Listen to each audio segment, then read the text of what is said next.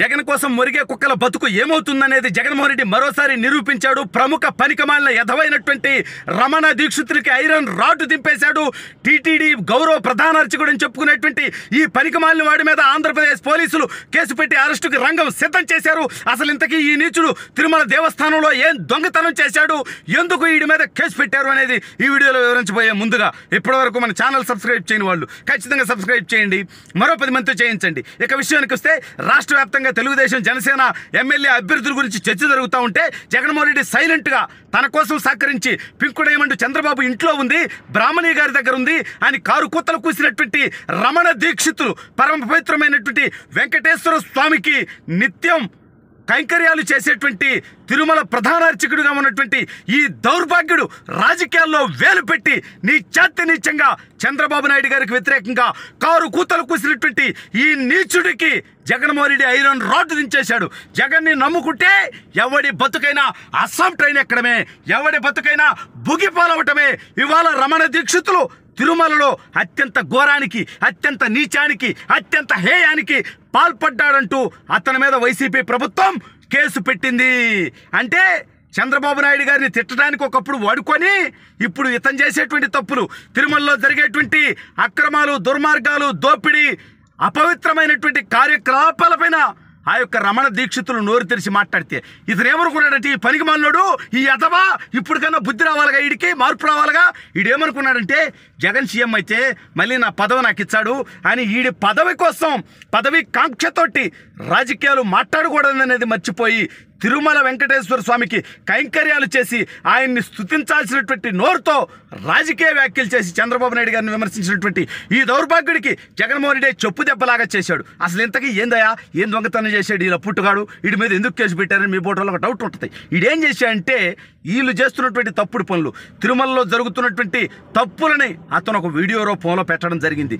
దీనిపైన తీతీది ఐటీకి సంబంధించినటువంటి ఒక ఎడి గారు ఎవరుంటారు, జలగన్న గారి ఎడి గారు ఏమంటారుగా, అతగాడు ఒక కేసు పెట్టాడు ఈ రమణ దీక్షితుల మీద.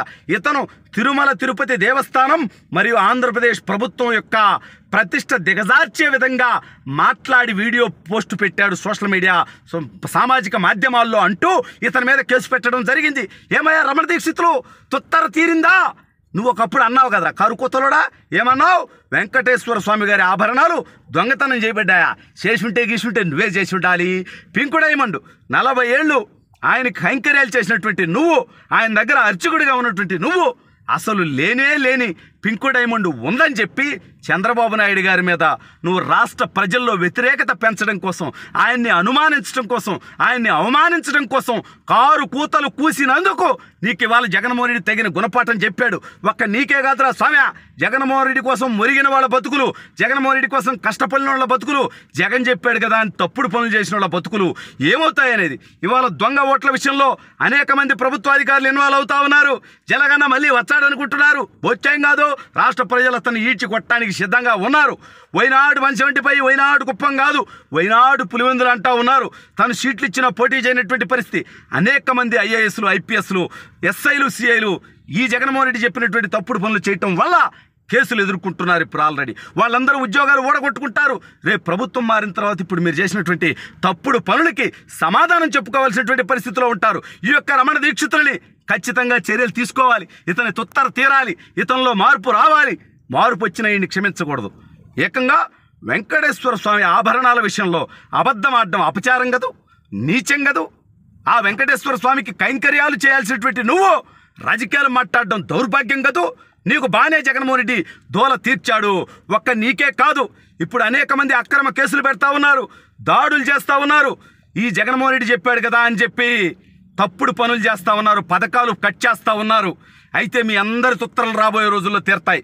చట్టపరమైనటువంటి చర్యలు తీసుకుంటాం. రెడ్ బుక్లో ఉన్నటువంటి ఏ ఒక్కడిని వదిలిపెట్టాం. రెడ్ బుక్లో లోకేష్ అన్న రెడ్ బుక్లో నా కోసం కూడా పేజీ కేటాయించాడు.